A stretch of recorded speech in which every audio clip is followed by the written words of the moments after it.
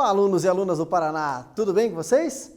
Aqui novamente eu, professor Jefferson, Biologia, mais uma vez o Cadu interpretando para Libras, né? Desculpe, Cadu.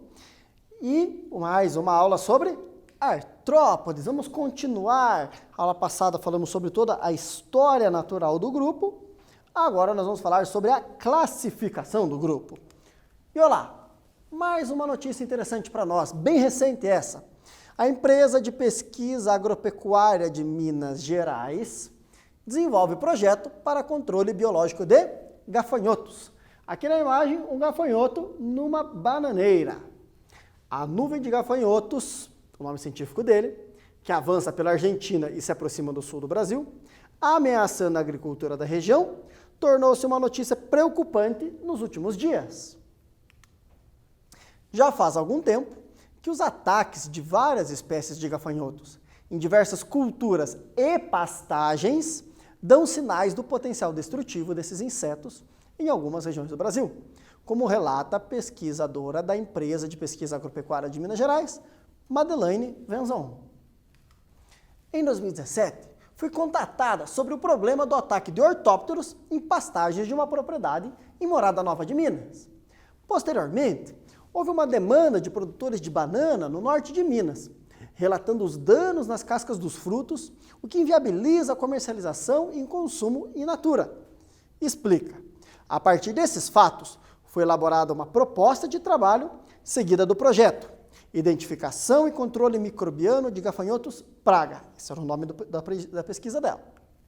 Já faz algum tempo que os ataques de várias espécies de gafanhotos em diversas culturas e pastagens dão sinais do potencial destrutivo desses insetos. Opa, desculpem, repeti o slide. Um dos objetivos do projeto é o controle biológico de gafanhotos, praga, com o fungo Metarrhizum acridum.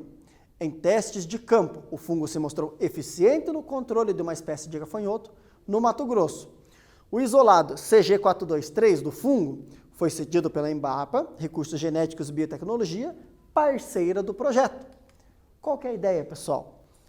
Um fungo que já tem uma raça desse fungo, que é aquela CG423, foi emprestada de uma sede da Embrapa para a Epamig, onde eles aplicaram o fungo nas plantações e nas pastagens, porque o fungo, ele faz o quê? Ele controla as populações de gafanhoto. É como se ele fosse uma doença para o gafanhoto, o que mata os gafanhotos, equilibrando o sistema. Isso é o que nós chamamos de controle biológico. Às vezes o inseto é a praga, eu uso um micro-organismo para combatê-lo. Algumas vezes, o micro-organismo pode ser uma praga e eu uso um inseto para combatê-lo. Depende muito da situação, muito das espécies envolvidas e muito estudo na área sempre facilita o processo, né? Nós aprendemos na natureza como esses insetos e esses micro-organismos se equilibram e trazemos para as nossas culturas, que são fábricas de comida. Continuando, pessoal, objetivos de hoje. Olá, o mosquitinho, nos lembrando disso. Aprender feliz, conhecer a ecologia desses grupos, agora a interação com o ambiente, a história natural, mais um pouco para poder classificá-los, perceber as particularidades de cada grupo de artrópodes e, por último, estar com o caderno para as anotações, confirmar presença e fazer as atividades nos aplicativos. Feito? Vamos lá. Quem sou eu? Olá, a resposta da aula passada. Obrigado, pessoal de Califórnia, que mandou para nós a resposta. Palotina, sim, lembrei de vocês. A galera lá de Apucarana também teve gente de lá mandando resposta. Muito obrigado. Sim, vocês acertaram. É um besourinho chamado rola bosta. Ô, professor, é o nome do besouro. Por quê? Porque ele dá um pedaço de cocô para a fêmea pôr os ovos dentro. Que presentão, hein? E como todo besouro, ele tem uma casca chamada élitro, que são as primeiras asas deles que são adaptadas, e embaixo do élitro estão as asas funcionais. Então ele levanta o élitro e movimenta as asas funcionais para poder sair voando. Obrigado a vocês que acertaram, obrigado ao resto do pessoal que mandou respostas que servem também, mas não era exatamente o rola bosta. Obrigado ao pessoal que já mandou sugestões, e uma dessas sugestões eu usei na aula de hoje e já vou mostrar qual. Vamos lá. Nosso quiz para começar a aula. Olha a resposta aqui do quiz. O crescimento em etapas dos artrópodes depende da troca de esqueleto. Ali tem um crustáceo trocando de esqueleto. Qual que é o nome desse processo? Anota, responde, eu logo volto de novo.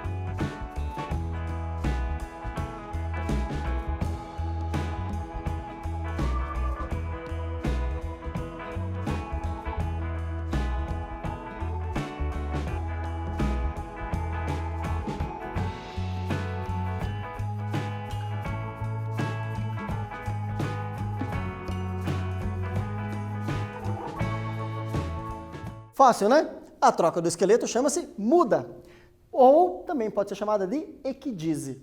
Os dois nomes são válidos. Continuando. Olá, os artrópodes, em geral, pegando até espécies extintas, são divididos em dois grupos. Primeiro, os que têm mandíbulas para se alimentar e os que, no lugar de mandíbulas, têm quelíceras, uma estrutura um pouco diferente. Esses que têm mandíbulas, nós temos três grupos que nós conhecemos muito bem.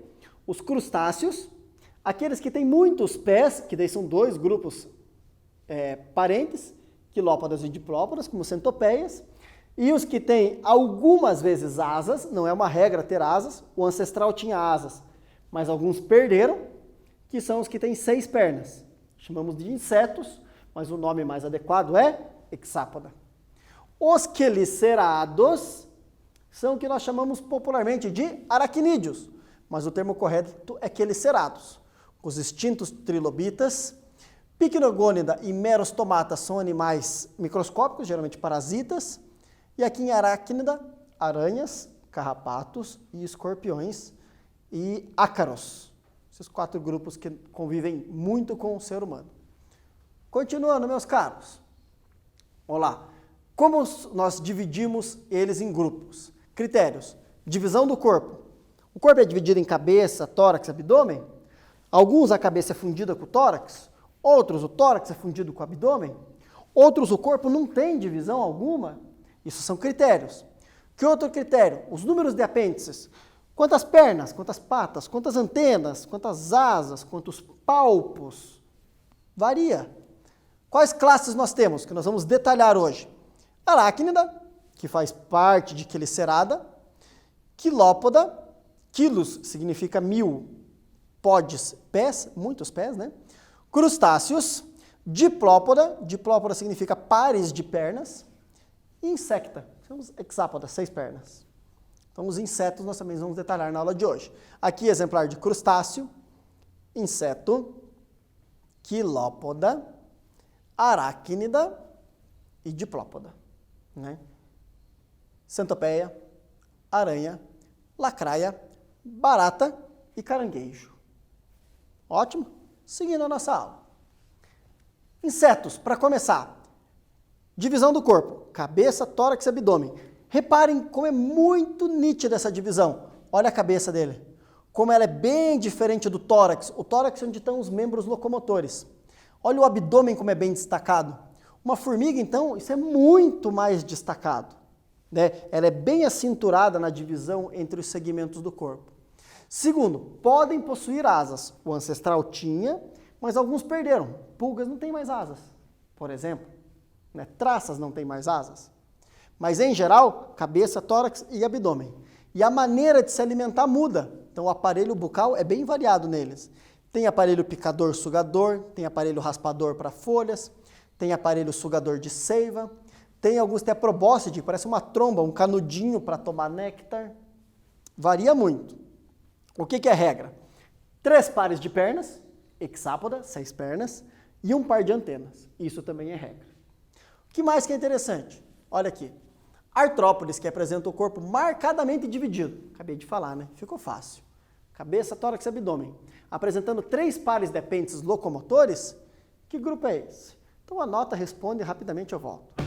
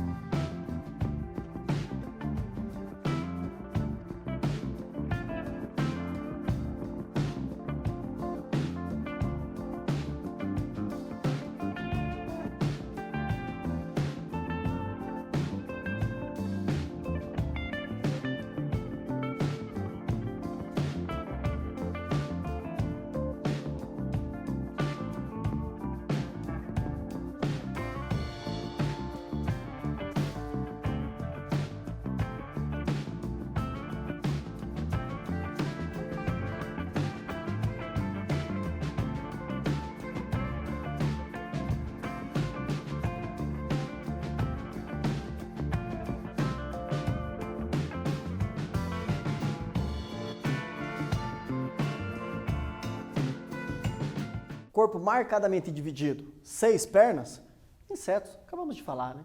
Continuando, então lá, 2 antenas, 2 olhos, um aparelho bucal variado, no tórax, asas, podem ser 1 par ou 2 pares, então 2, 4, ou ausente, nenhuma asa.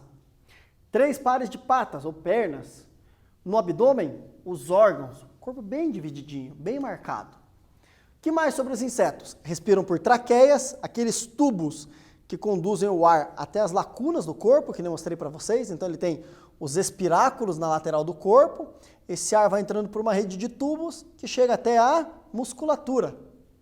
Olha aqui, ó, mostrando para vocês isso num grilo, todo o caminho da respiração do grilo.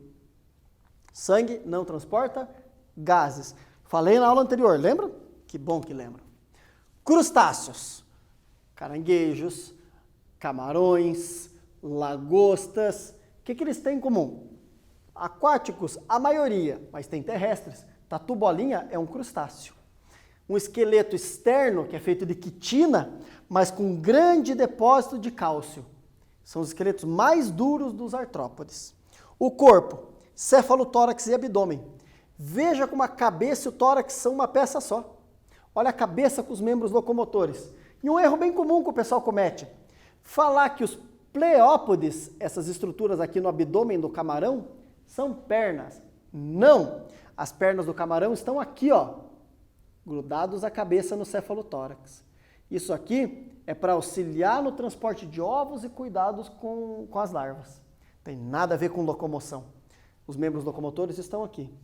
Olha a cabeça e o tórax fundido, olha os membros locomotores junto com os órgãos do sentido.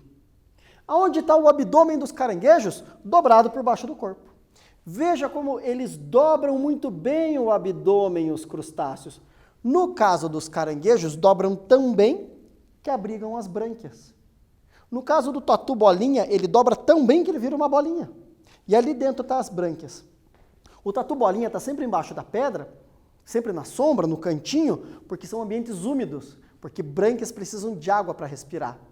Caranguejos retêm água quando eles fecham o abdômen e eles saem andando com aquela água, respirando o ar que está naquela água.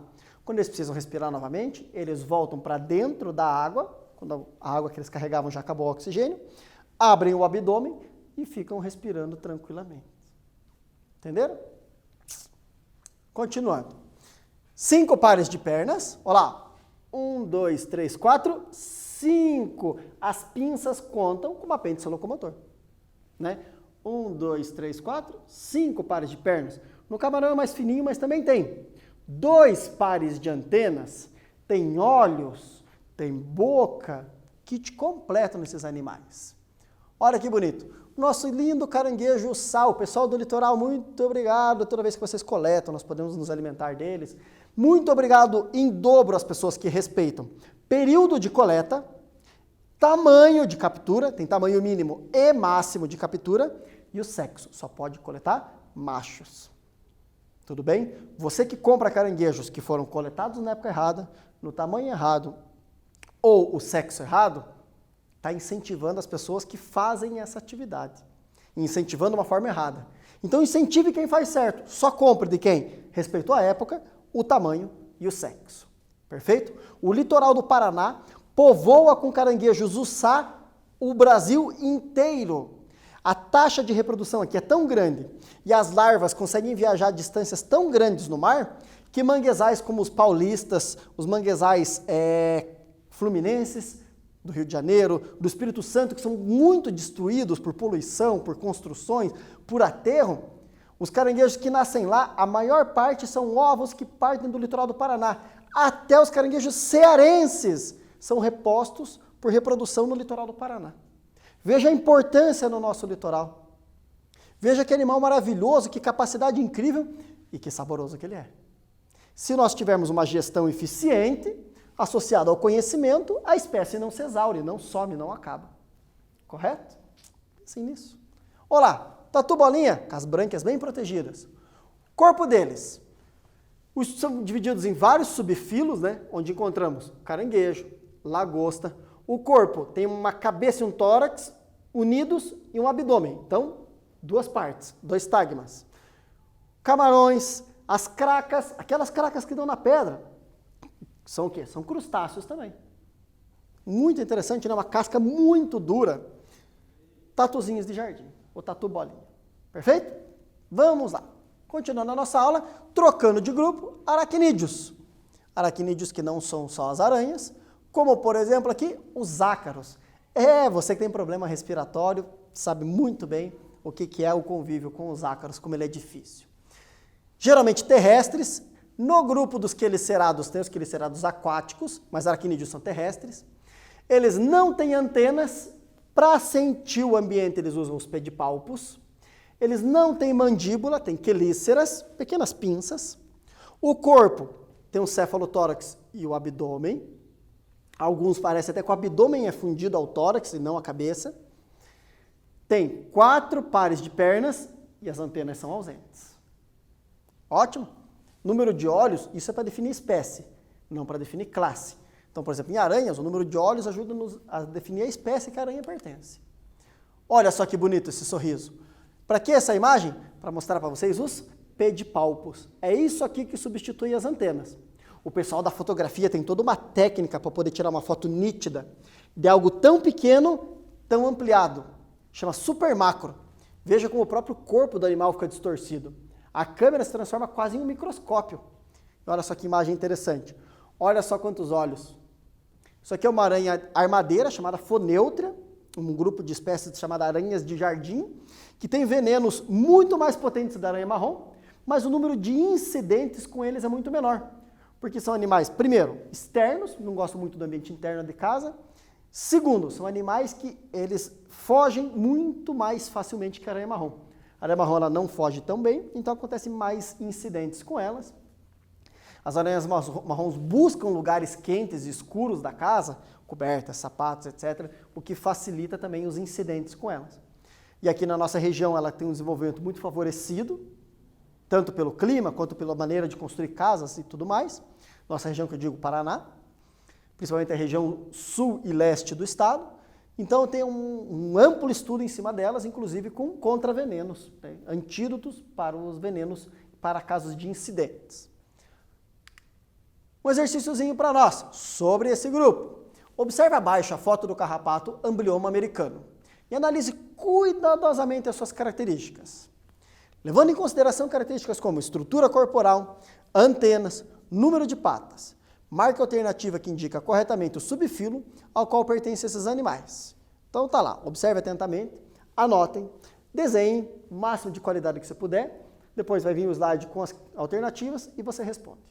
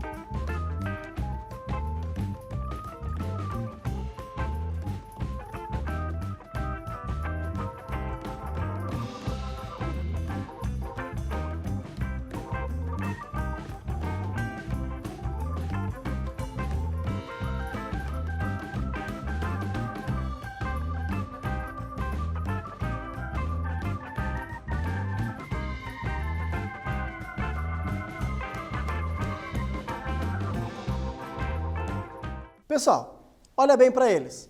Olhando essa estrutura do corpo, só o fato de ver isso aqui, ó. 4 apêndices locomotores, pronto, fechou. Quelicerados. Só isso já responde. Dá para ver que não tem antenas? Quelicerados. Outro motivo para nós julgarmos. Se tivesse antenas, aí ficou complicado. Perfeito? Seguimos. Quilópoda. Quilo 1000. Podes, pernas, patas, né? Carnívoros e predadores. Olha ali a lacraia. São animais, inclusive, peçonhentos, né? Um incidente com eles pode gerar problemas de saúde para nós, né? Por causa da presença de veneno. Uma cabeça e um abdômen. Esse abdômen é fundido ao tórax. Não dá muito para identificar o que é abdômen e o que é tórax aqui, já que é tudo prolongado.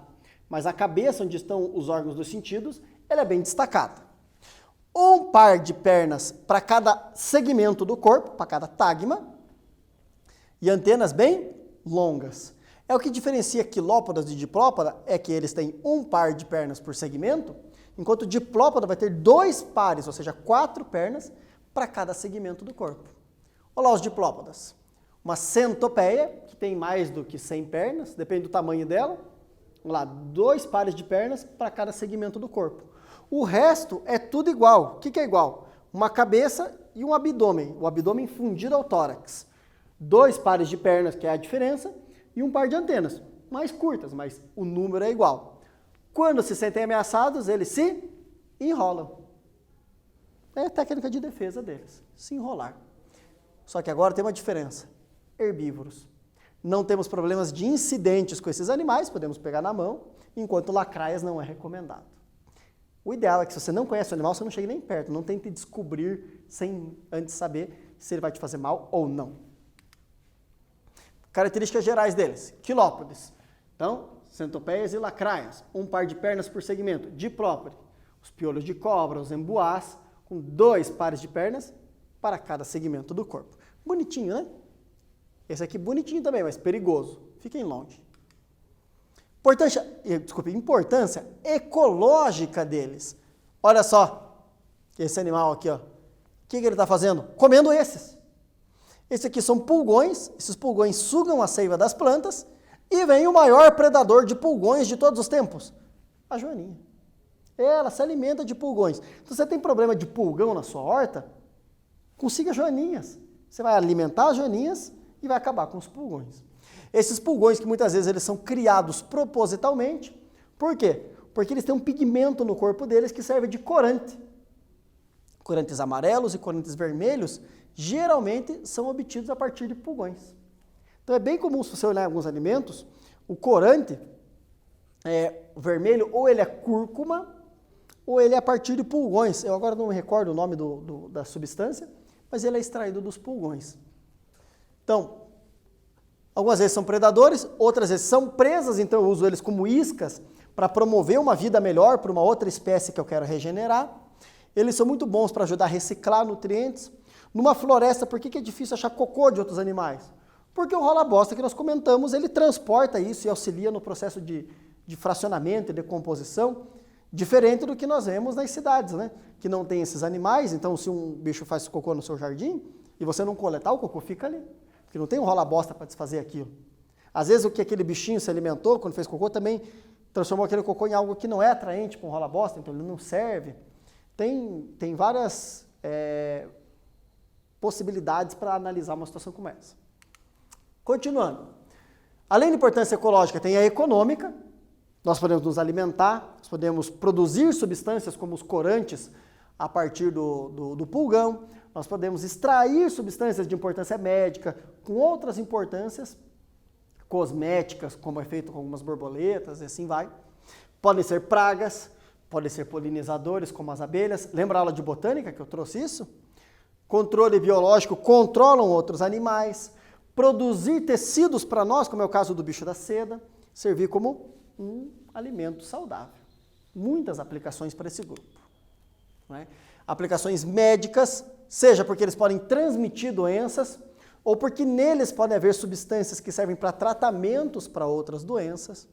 Alguns são parasitas de plantas ou de humanos, pulga, piolho, carrapato. São parasitas, algumas vezes transmitem doenças, né? Pulga, que pode transmitir a peste, carrapato, que pode transmitir a febre maculosa. Alguns têm um veneno que é nocivo para nós, uma peçonha, tem riscos associados a eles. Então vamos lá. Numa situação como essa, alguém encontra um animal. Então uma criança achou em seu quarto um animal estranho. Possuía um par de antenas, corpo alongado com vários segmentos, sendo que em cada segmento era possível observar 2 pares de pernas. Ela então resolveu chamar sua mãe para verificar que ser era aquele. A mãe respondeu sem hesitar que se tratava de um inseto comum e que não havia motivo para temê-lo. A informação da mãe está correta? Anota, resolve, eu já venho com a resposta.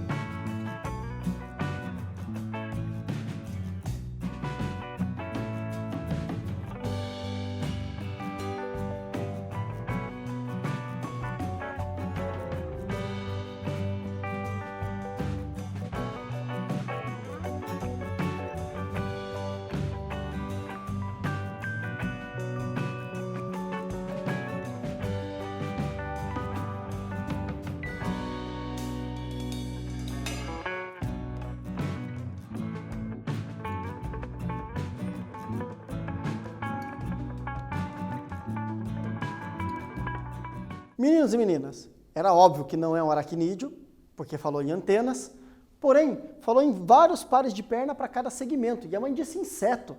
Não, inseto só tem 6 pernas no total. 3 pares. E esse tinha vários pares.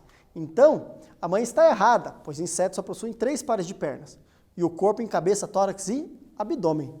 Estávamos falando de um diplópode, não um inseto. Mas que não há problema por não serem peçonhentos. Certo? Agora, um fenômeno bem interessante. Eles são animais que algumas vezes se camuflam, ou seja, ficam parecidos com o ambiente. Outras vezes eles entram em cripsis, que é ficar totalmente invisível no ambiente. E eu trouxe uma sequência de imagens para vocês, por sugestão da professora Franciele. Obrigado, Franciele, muito obrigado. De algumas situações. Por exemplo, olha só esse ortóptero, um gafanhoto, camuflado. Né? Está bem disfarçado, correto? Agora olha isso aqui está em cripsis. Cadê o animal? Vocês viram ele aqui? Ó? Ele tem a mesma cor da planta, o mesmo formato do corpo. Cadê a aranha? Também está em cripsis, né? Com muita atenção você percebe um pouquinho de sombra aqui. Ah, achei ela. Que o corpo dela, cefalotórax e o abdômen. E aqui? Cadê? Tem um inseto aqui, ó. Tórax, as pernas, cabeça com as antenas, um percevejo. Cadê?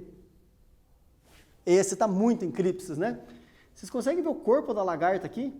Ele é perfeitamente, inclusive, as mesmas ondulações da planta e as cerdas que ele tem no corpo imitam as nervuras da folha.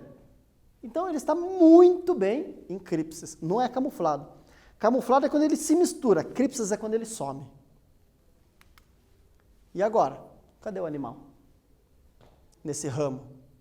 Aqui o galho da goiabeira, aqui um inseto chamado bicho-pau. Aqui, ó, primeiro par de pernas, ó, a cabeça, antenas, mandíbula, os olhinhos. Entendeu por que chama bicho-pau? Pois é. Aqui não tem ninguém camuflado, ninguém em cripsis, só um pessoal fazendo filhos, né? E olha só que formato bacana, né? Fica um formato coraçãozinho, o casalzinho de libélulas. Love is in the air. Meus caros, quem sou eu?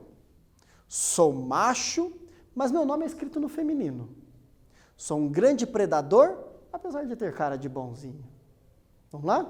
Aguardo as respostas de vocês, do resto do Paraná. Vamos lá, pessoal de Cornélio Procópio, Leônidas Marques, Capanema, certo? Aguardo vocês. Muito obrigado por participar da aula de hoje.